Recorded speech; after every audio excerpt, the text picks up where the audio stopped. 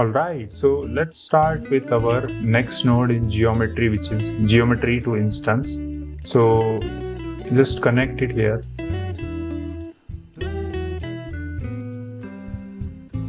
As you can see, we just replaced our main geometry with cube.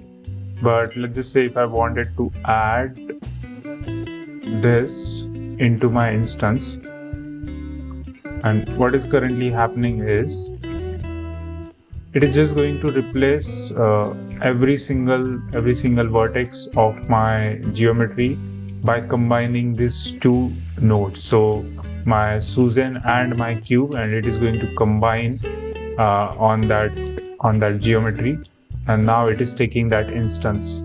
So it is very cursed. It looks very cursed right now, but that's how it works. So let me actually get one thing. Let's just do maybe a grade, and if I do instance, which is let's just do not that instance, but yeah, but let's just do geometry instance, and let's combine it with sphere.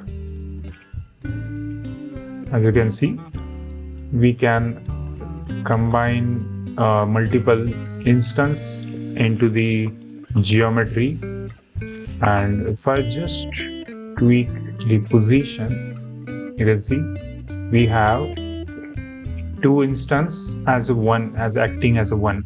So that's how geometry to instance works.